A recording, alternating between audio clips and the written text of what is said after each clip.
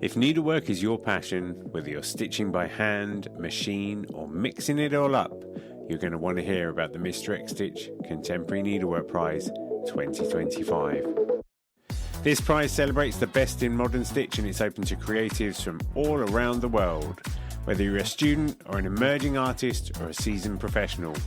And the best part, you don't have to send your work anywhere. Just upload high-resolution images to a private folder we will send you after you enter. You can enter more than one category, for instance, hand embroidery and 3D textiles. Just grab an entry for each one. And if you've got a student ID, you can get 50% off the entry price as well. The deadline for entering is 30th of June 2025, and entries are now open at xstitchmag.com/prize-entry. Thanks to our brilliant sponsors, Bookmarked Hub by Search Press and David and Charles, and the legends at Lowry Workstands. If you've got the stitch bug, this is your time. Show us what you've got. Enter the prize now. Visit xstitchmag.com/prize-entry to get your ticket today.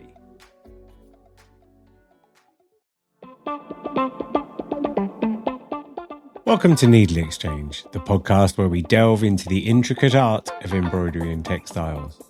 Today, I'm thrilled to welcome Alison Carpenter-Hughes, an artist celebrated for her breathtaking free-motion embroidery portraits. Alison takes us on a journey from her beginnings in machine embroidery, and we dive into the fascinating techniques that bring her work to life.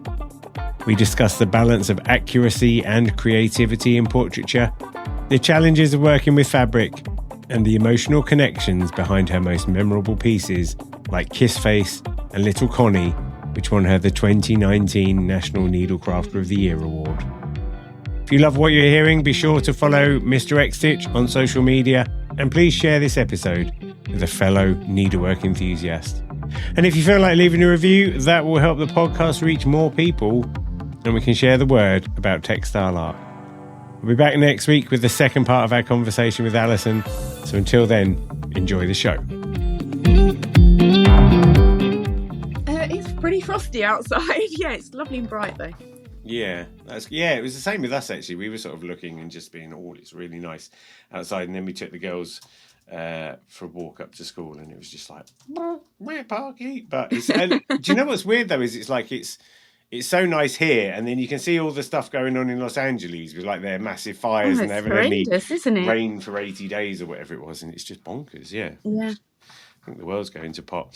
I thought we should just start at the start. Now, I did a bit of scrolling back through your Insta, and as far as I can tell, it was around about 2017 when you first started sharing textile related things. Like there was a bee, I think you did.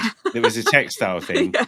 And then in 2018, in March, you did an eye. Now, was that like your first machine embroidery thing? No, so I actually started doing machine embroidery in 2016. I joined a creative textiles workshop. Well, of course, it was once a week on a Tuesday evening for a couple of hours, and I had the most amazing teacher called Anne, and she just let us do whatever we wanted to do. And I said I'd had this kind of thought. I don't know why. I don't know where the influence came from, but I wanted to try machine embroidery, and she gave me a quick show how to do it, and then from there I've been self-taught. So she got me going, and then I did the bee, and I did another piece which was really twee. It was like, I still have it; it's up on my wall, but it's like a flowery piece, and I didn't feel. I think I did a butterfly as well, but they were all very, very simple pieces, and I didn't do much with it. And then in 2018, I started a residency at Studio Name in Leicester, and had a studio for free for 6 months, and a exhibition at the end of it. And I was encouraged by the directors, Stephen Euchre, to kind of pursue the machine embroidery element. And the first piece was my dad sleeping. It was just a close up of his head. Mm-hmm. That was my first piece. So I tried some pieces where it was more kind of free flow, just drawing, looking at a photo and doing it that way. but I wasn't getting the accuracy that I wanted. Mm-hmm. So I then drew onto the fabric and then sewed over the top of it, just very simply. But it was that kind of started.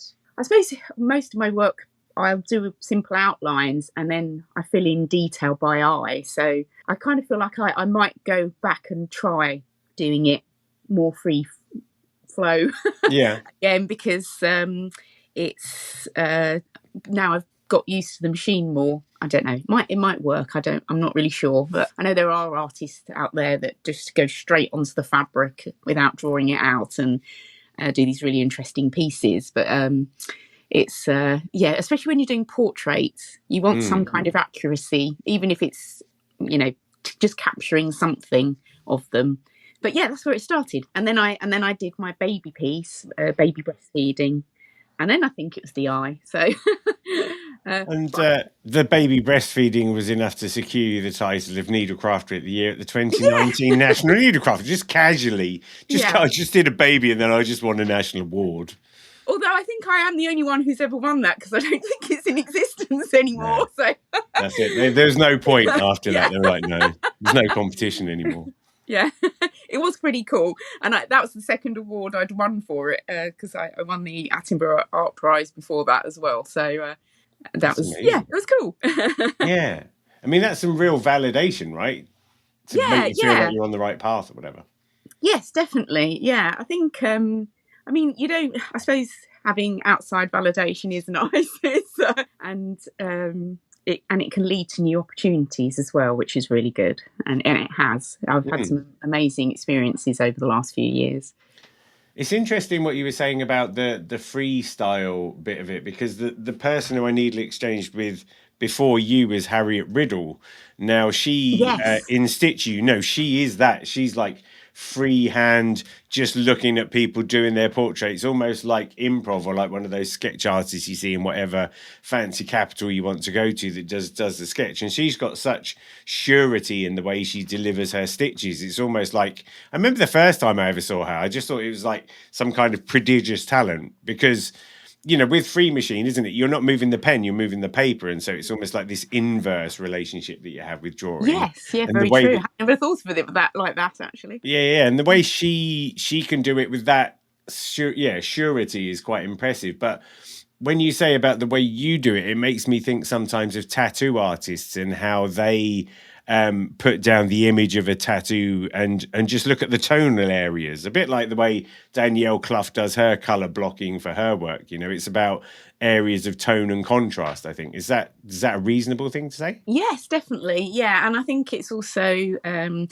interested in the texture and also building up layers as well. So, and kind of interweaving colours. And I suppose it is like playing with paint with the thread. It's so you kind of intermingle colours, and I think it's the detail and the colour that I'm more interested in than the actual. I mean, the drawing's just a base to start on, and then it's building up through that. So I feel like and it's to do with the process. More than anything, I'm interested in the process of it. And that can be really painful sometimes, or a complete joy. So let's lean into that, though. Imagine that I've never done a detailed machine embroidery portrait. Okay. Just tell me, I mean, so the process that you go through then, I mean, is it sort of outlining, are there basic construction principles? Say, for instance, if you were going to do a face, or let's say, for instance, you were going to do a massive pair of puckering lips with some glasses, with a face that's very familiar, that is kind of epic. Like, how do you go about building that kind of piece up? So I usually start with some images of some sort, and whether that's a drawing or a photo, and then I will transfer that onto the fabric in some way. So that can work in different ways. Sometimes I draw straight onto fabric. Other times I'll use a water-soluble stabiliser. It depends on the quality of the fabric that I'm working on. So taking the kiss face piece, which I think you're referring to. Yeah.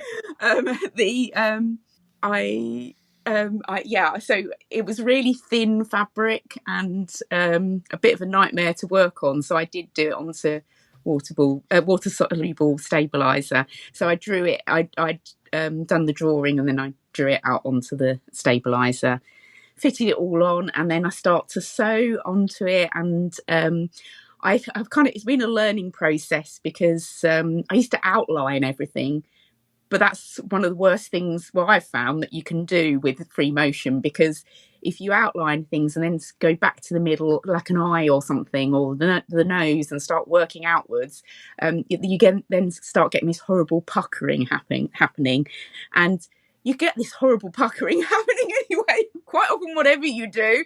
So it's not like painting. It's really, you really have to kind of work with the materials, and sometimes that can be a good thing in terms of it becoming this 3D element. So say like with my little Connie piece, the breastfeeding baby, I was able to go with the flow with that, and it became this almost 3D piece where I was able to push the piece out, and it was because it had the fibres. The more you sew, the fibres get tighter and tighter, and it starts to scrunch the fabric up as well. And I mean, I don't always use a hoop. Sometimes I use a hoop. It depends on if I feel irritated by having a hoop or not, or if it's going to mark the piece. So that's another element. It's like to hoop or not to hoop. And it can depend on the fabric. So if it's something really fine, then I will hoop. And whereas a thicker fabric, it can get really difficult. And I know there's artists like Janine Heschel and Sophie. Oh, her name's gone. Textile. The one who does beautiful safari pieces. Sorry, okay. Her name's gone. Sophie Standing. No. Yes, that's it. Sophie Standing. Right, cool. I mean, they do these amazing thick pieces, and then they're hooping, and they seem to have such wonderful flat pieces, and I'm completely in admiration of them. And they have very kindly given me advice over the years where I've been like, I don't know what I'm doing with this piece. It's puckered.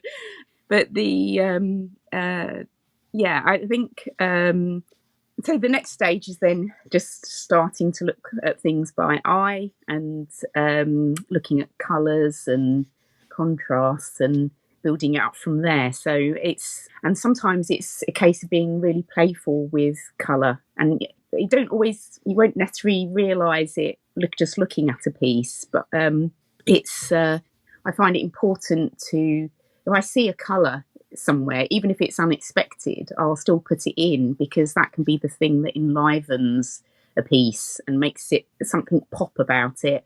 And I mean, especially when you're playing with skin tones, we've got so many colours under our skin, playing, and light, and it's and you want to capture that kind of aliveness in the skin. So I sometimes find that unexpected colour can help with that. And then just I work with straight and zigzag stitch, and build up the light and dark and tone through that, and again with the colour, so it'll layer and build up and become, I suppose, the colour that you'd see in the image of the person or whatever I'm making. Yeah, so there's a couple of things I want to touch on there then. The puckering thing's interesting, isn't it? Because you have got this third dimension all of a sudden. As you said, it's not like a flat painting. So you can create depth and texture using the colour of your thread and the direction of your stitches, but then you've also got this kind of deliberacy where you can use those kind of techniques, can't you, to manipulate the fabric? Yes. I mean, it's not always planned. In fact, I'd say more often than not. But if it starts to happen, I mean, over the years, I've learned techniques where I can keep things straighter and flatter, and it's and that quite often involves lots of layers of other things happening. It's underneath the fabric. It's not just to do with hooping or stabiliser. It can be other things. So it could be extra fabric or interfacing and things like that. It just depends on the quality of the fabric that I'm I'm using as a base. So say like a Girl on Train piece, which I did in Japan, there was that was working on a really thin piece of paper, so it had to be reinforced with canvas at the back, and I did also use stabilizer or soluble stabilizer, which seems crazy when you're using paper, but it's it was just the only way I could get the paper to not disintegrate while I was sewing on it, and it started because I was using paper and the thinness of it really started to warp. But actually, in the end, I was able to push the contours out of the face and shoulders and make it look as if it was, cheekbones and forehead and chin, and then go in where the neck was, and and to play with that. But it was, I think, I've started feeling kind of really impatient with newer pieces that I'm working on using a hoop. So I've stopped using hoop at the moment. I just find it really restrictive. So I can't move so much on the machine, and it kind of marks the fabric, and then you've got to somehow, remove those marks afterwards. And it's just another kind of process that it has to go through, which can affect the material aspect of it. So I do play. I just play. And do you find that, like, for instance, the aspiration for a flat image goes away? Is there like a pragmatism that you learn when you're using these techniques that says, actually, I am going to get these differences in the direction of things and stuff, and there's no point fighting that? I'd imagine, like when you go to quilt competitions, and I think one of them, like, the criteria is how flat your quilt is.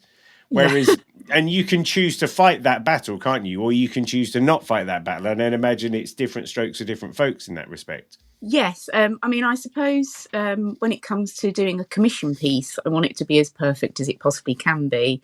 I think what I find acceptable, other people might not, and they might have an expectation of how something's going to be. The other thing as well is, if you're coming to a point where you're framing something, it's a lot easier to frame something that's as flat as it can be, rather than this lumpy image. So going back to Kiss Face, that's the most warped piece ever. I mean, it's like, if you actually saw the piece, I've taken some quite good photos of it, but if you saw the piece for real, it's like looking in the back of a spoon. Or like I've got my Dorian Gray image up hiding in the attic. It's horrendous. It's just so everything that started to warp, I did try to emphasize in a way, so like the lips are really, really big, but they're actually kind of protruding so much, it's quite alarming. But so I think, going back to your question, you do have to have a bit of a laissez-faire feel for end result, because actually it is actually really difficult when a piece isn't going quite as planned, that you feel like ripping your hair out, and you can just keep working and working on something, and actually it can get to a point where there isn't anything else you can do with it, and it can be, you just have to let it go and and not drive yourself crazy. But that again, I find, is like a learning curve. Each piece I learn something new from. I don't always remember to take it to the next piece, but I do as much as I possibly can. So I think there's a certain surrender as well, like you said. Like I've and it's quite brave. I remember talking with Ruth Norbury, and she would do pieces, machine embroidery, applique, but then after a while she'd like just pour ink on them or something. And those are really brave things to do, because you got no idea how it's going to turn out, but you have to be willing to take that gamble, don't you? And I guess definitely, it's the same with yours. You've got to, rather than keep like fighting with this thing that is not going the way that's planned, you maybe just have to go, okay, this is now a partnership agreement I have with the work. Yeah. Yes, definitely. Yeah. And I think, going back to kind of experimentation, that's part of the fun. And I don't want to just keep churning out the same thing again and again, because and that's why I quite often work with different materials. And why I sometimes, I mean, the last few years I've been focusing on community arts rather than doing more of a personal practice.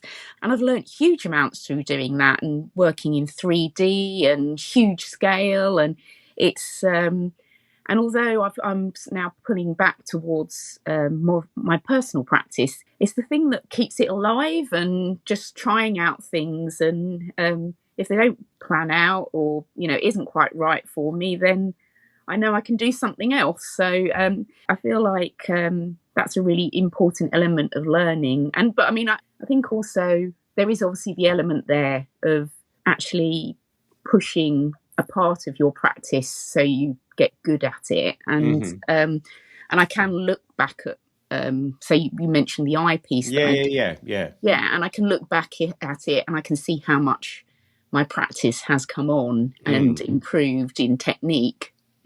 And that has, and again, that's down to just learning and just practicing and just keep going at it. Some might say it's the improvement of your craftsperson. You know, I think that's the thing, isn't it? It's interesting how, to me, you can make that distinction. You can say the art is the story you're telling. The craft is your ability to use your tools to tell that story.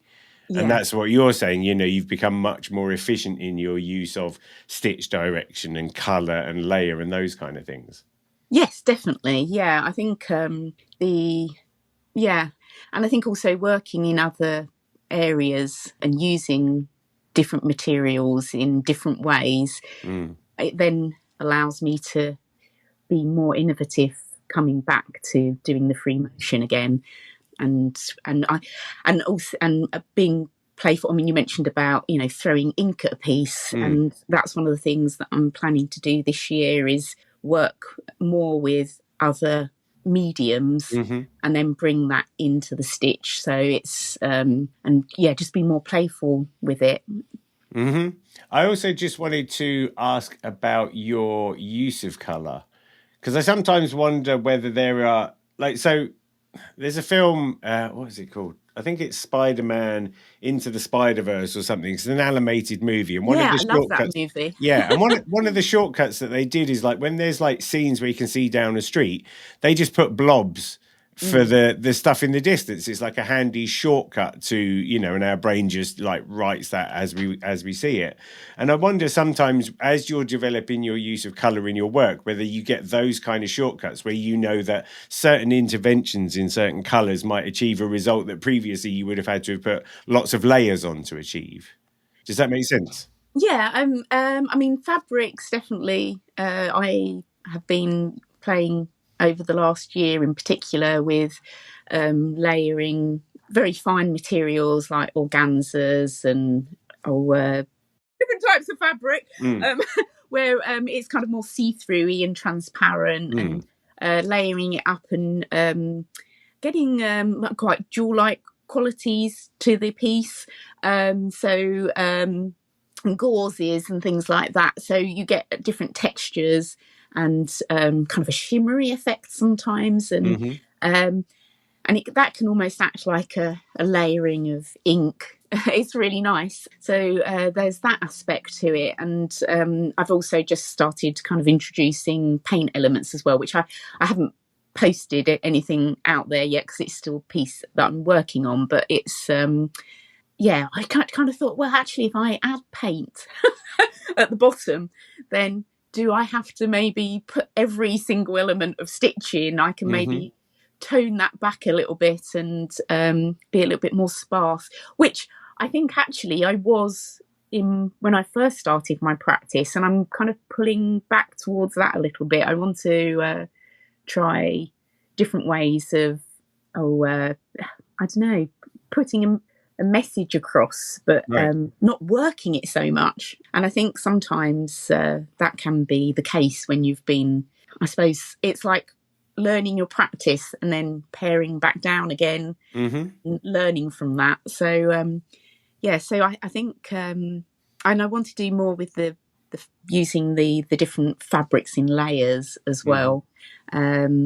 And pattern and actually colour in general, because I haven't actually shown completely my true self where colour's concerned, to do with the pieces that I've shown so far, because I absolutely love colour. I in every aspect of my life it's really, really bright. I love colour decor and colourful clothes, and it's so and like the Kiss Face piece, I think, was a small hint at that, because I used really not representational colours in that at all.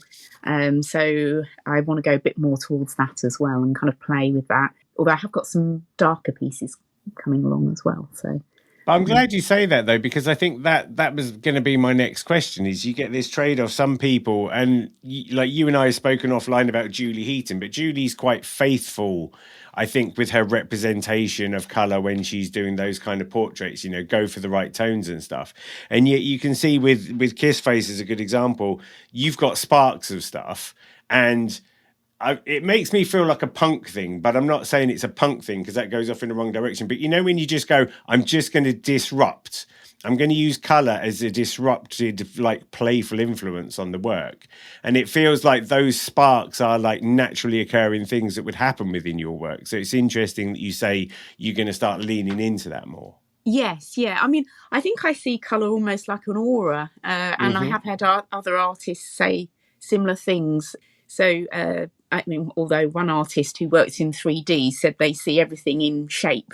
So, but it's, I can be looking at an image and see something, or, you know, something out in the world, and see other layers of colour there. And it's, and I feel like if I see that, then why would I not have that in my work?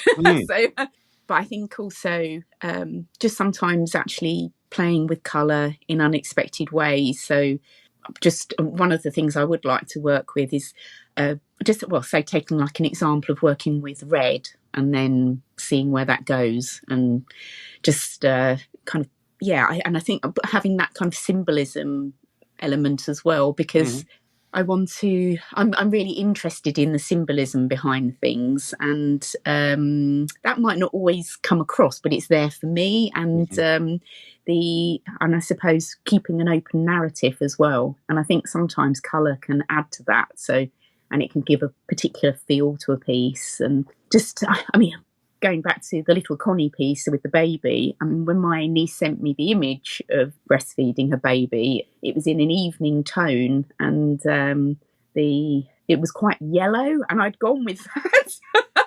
And then I had this kind of jaundiced looking baby. And I did have to draw that back quite a lot and leave it for quite a long time. So it can work sometimes and it doesn't others, but it's but then I think just I think sometimes also just looking at pieces where I've maybe worked with something that's from a past image, so it's sepia, or it's when was working with things to do with sleep, I used more gentle colours because that seemed to fit the piece. So I think it just depends on the piece of work as to what kind of feel I want to give, and what I suppose what I would like people to start reading into it. But then there's also that nice element where people tell you something about your work that you hadn't even realised yourself, and then it gives it a more rounded quality, and you start to understand your own work in another way. Yeah, and it's making me think a little bit of like Andy Warhol soup cans, in as much as you can take the same image, but if you present it in different colour combinations, it definitely reads in different ways. And I guess maybe the problem you've got is you can't execute that plan very quickly with machine embroidery. No. I do. I actually I'm being mentored at the moment by a painter, right? And I said to him, I wish I was doing painting still, because that's where I started off. And because it just feels so much easier. It's just so much less stressful, and pain is less painful. And he said, yeah, but that's not your USP. But I think I might one day go back to painting and take the stress off, because free motion it can be really, really painful.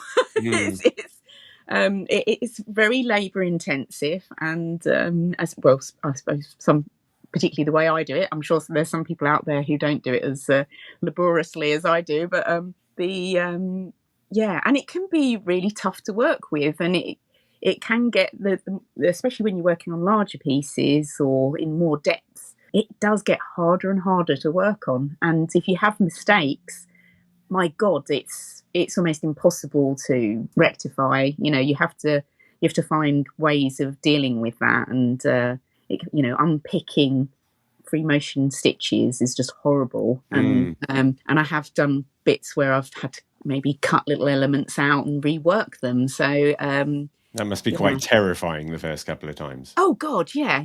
And again, I've because Instagram has been this wonderful community, and I know it does have its issues, but there is this wonderful community of people that have a huge wealth of knowledge, and they're wonderful at sharing information. So being able to have that connection with people across the world and being able to discuss things if you're having issues, and it's that has really helped sometimes, and especially when you're working on your own. And I work in a studio where there are other artists, but none of them work in the same way that I work in. So it's having that support system there, I think it's really great. And also I think when people have asked me for advice, I want to make sure that I'm able to help them in any way, because it's I think it's really important to kind of pass that on and pass the love on. Pass the love, and maybe a stretching regime or two every now and again, just to unlock your shoulders or something. Use a bloody hoop.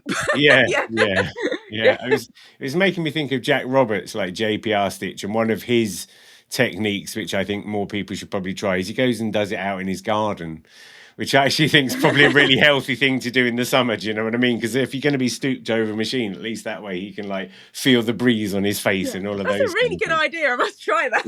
All you need is an extension leading the table, I think. It's happy days, really. So I was going to ask you about your painting, because it seems like that was what preceded your... I mean, have you done like formal art training, all of that? What's your backstory?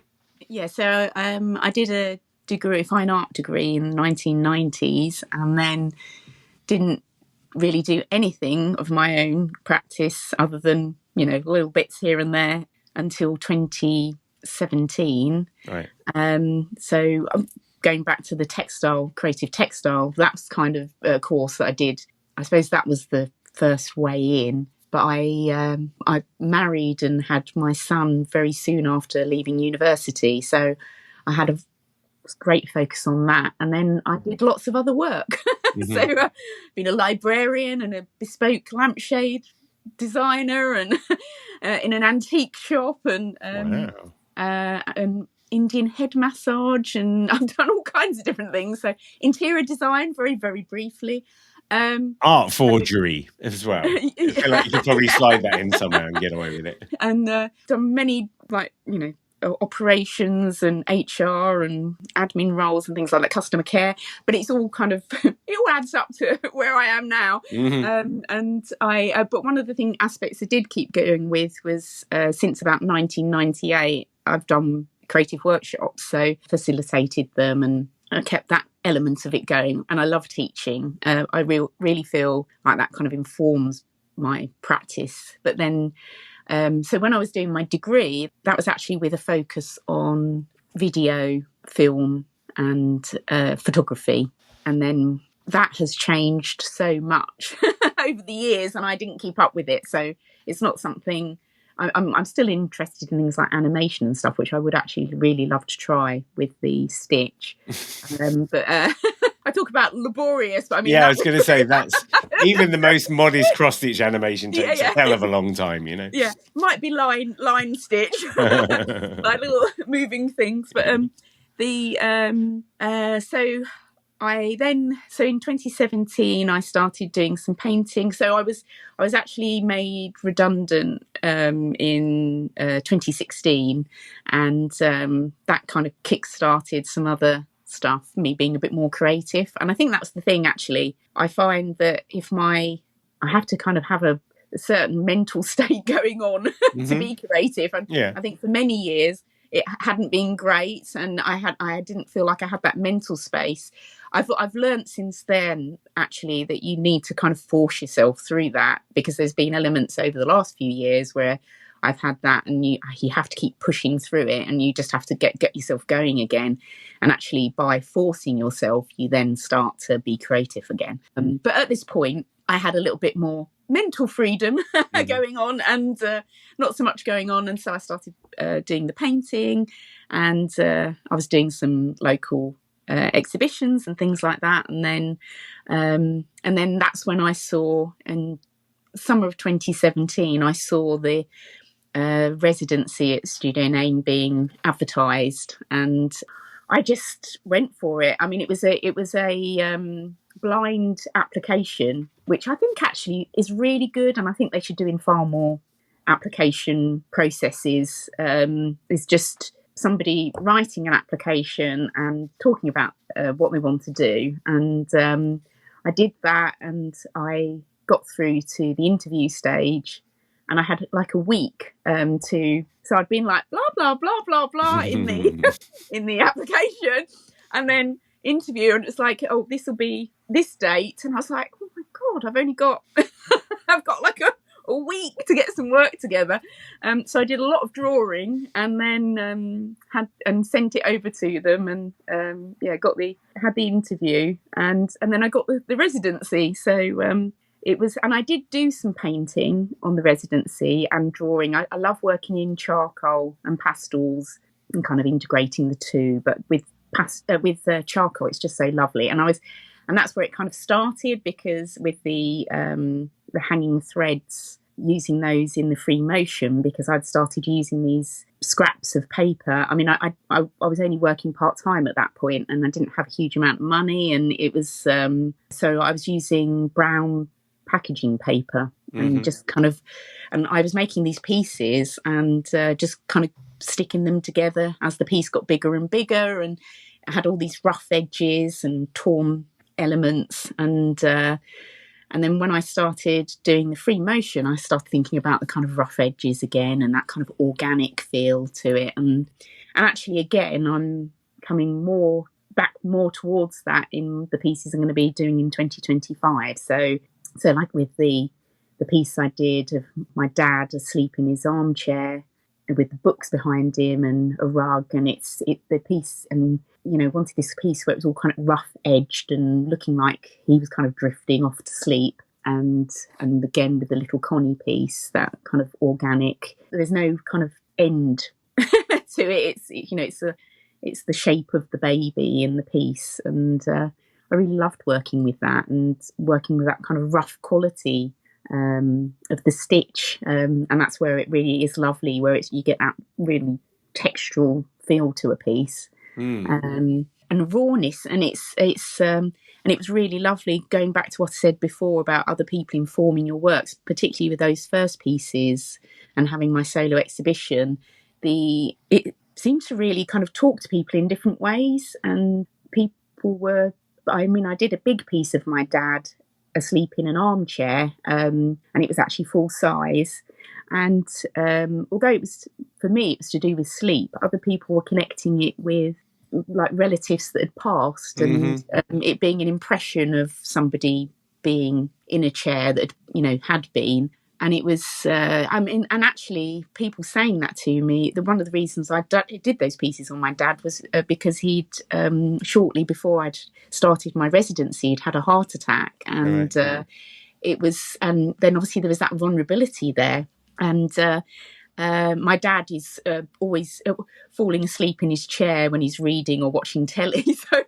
So for me, it was that kind of, affectionate tenderness that I see. That's how I see my dad, or one of the elements how I see my dad. So that kind of that came from the painting and drawing element of my work, and I still use the charcoal. I do paint occasionally if I'm just planning something out. In fact, my more recent piece, which was a commission for Lloyd's Bank, it was to do with women artists doing pieces on women employees. I did do a painting before I went on to the piece, And that was quite freeing because I hadn't done that in a while. And I realised actually I was quite rusty where painting's concerned. But again, it's something I feel like I'm going to be going more back into, but kind of integrating the two.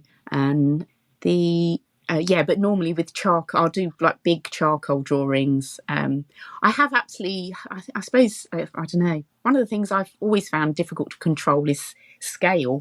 Right. And with charcoal, I just seem to get bigger and bigger. And then I have to pare it back in. I might have to use like a projector to get it to the right size on the fabric, or a photocopy. Like the opposite of muralism, isn't it? You're going like inverse muralism. I seem to just have and I've always been like that. I find it very difficult to be contained in a sketchbook. So I don't work in them that much. I think it's interesting, the idea of doing a painted portrait of someone and then following up with a machine stitched portrait, because that's like the same subject matter but two different approaches. And I wonder whether you get two different feelings off of that, because I guess painting is quite speedy by comparison. Yes, yeah. Oh, painting's a dream in comparison, speed wise, and also you can go over something that you've made a mistake with really easily. Yeah, I think so. I mean, I think one of the things I did with that painted piece was actually play with the colour more, which then transferred itself to the stitch. And I think when I've worked with paint before and working with pastels as well, then you can be quite playful with the colour, and it's those kind of underlying things that you see and the aura in it. I think. It's that different texture with paint as well, which I think it was interesting, like doing the hair with that piece I was just talking about. In the painting, I was playing with that, with the colour and the texture. But then when I went through to the stitch piece, there was this beautiful light, the image that I'd been sent by the sitter. And her hair was just like glistening, and it was the sunlight on it. It was really, really beautiful. And I was able to capture that kind of glistening effect in with the fabric I chose. So again, actually, I mean, that piece I approached in a very different way as well, because I met her remotely online before I did the piece, and then I had some email communication with her, so I was able to build up a bit of a picture of her likes and who she was, and I hopefully that came across in the piece. So she was so I played with the fabrics, and it's quite a graphic, bold looking piece, because she's got this stripy shirt on, and then this very bright red jacket, and then her hair, I'd used a fabric that it's like a I don't know what it would be called. It was like a stretchy fabric that has a kind of two-tone effect, so it shimmers depending on the light. Absolute nightmare to work with. I mean, stretchy fabric and free motion is a complete nightmare, but I was really pleased with how that worked, and also working on a sort of black background and then this kind of tropical fabric. And it was like, actually, I really like that. And again, it's another thing where I might play with it a bit more in the future. So I'm working on things like black fabric as well. It then adds something else. I don't know that. It's just playing. It also, the thing I noticed about that piece is a beautiful piece, and I think the other thing I noticed is you've got that yellow square, and her body is in front of the yellow square, yet the yellow square also cuts off the top of her head, if you know what I mean. So it's like you're playing with the dimension there or something. Yeah, I think usually, I mean, you can quite often only work with images that you've got and that have been sent. That's one of the reasons actually why I quite often, if I'm doing a commission piece, I'll ask people to send me various images, because what they have for an idea of a finished piece isn't necessarily going to work with my style. But I also want to find a piece where I feel interested in working with that image for some reason. And in fact, occasionally I get sent only one image and you just work with it, but I don't want to work in that way in general, because I want to connect in some way to who I'm the sitter.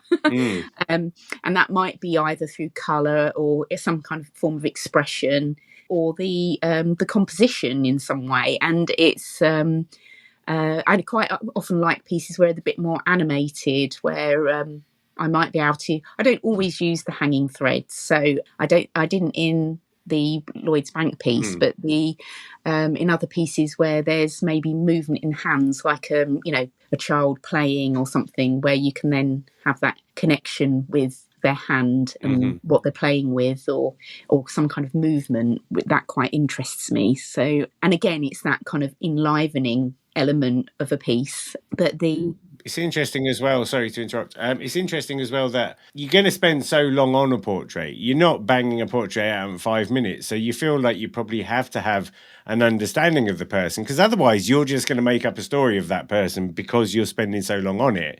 Like, that's a naturally occurring thing, isn't it? So I guess it behooves you to get a sense of that person in the first place, so you go in the right direction. Yes, yeah. I mean, I was quite privileged in working with the Lloyd's Bank piece that I was able to get to know quite a lot about the lady before I did an image of her. Normally, you don't have that privilege. You're usually just sent an image, and you have to create quite a quick understanding visually of that person and what you want to capture within the portrait. So I think.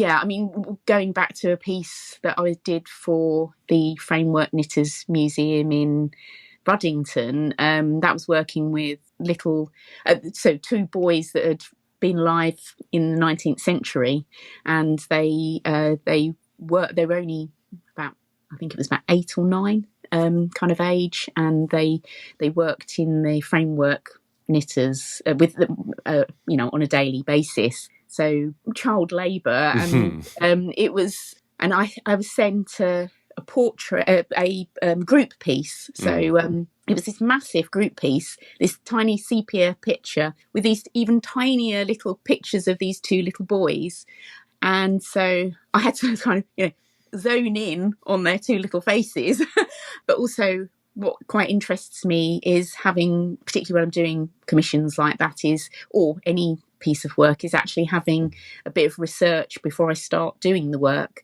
So, and that helps me again connect with the subject matter, and so I drew some understanding of the Framework Knitters' lives, and visited the museum, which is a living museum, so you get to see around the cottages they lived in and the working conditions and things like that, and just started to really connect with these 2 little boys, and felt really like quite emotional when I was working on the piece. And again, what I said earlier about working on the sepia piece is you want to capture that delicacy, but it was also the delicacy of them being from the past, and the hardship of their lives, and I feel quite emotional about it now talking about it, but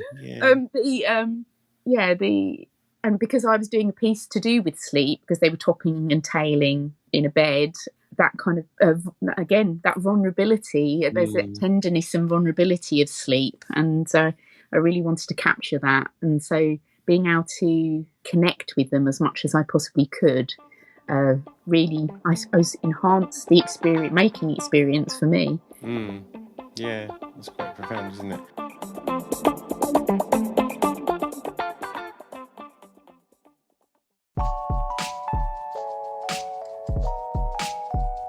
Thanks for joining me on another Needle Exchange. I hope you enjoyed the show. I'd love to hear from you, so feel free to email hello@needle.exchange, that's NEEDL.exchange, with any thoughts, comments or feedback. And if you want to keep up with all the news, sign up to the Needle Exchange mailing list at bit.ly/needleexchange. See you next time.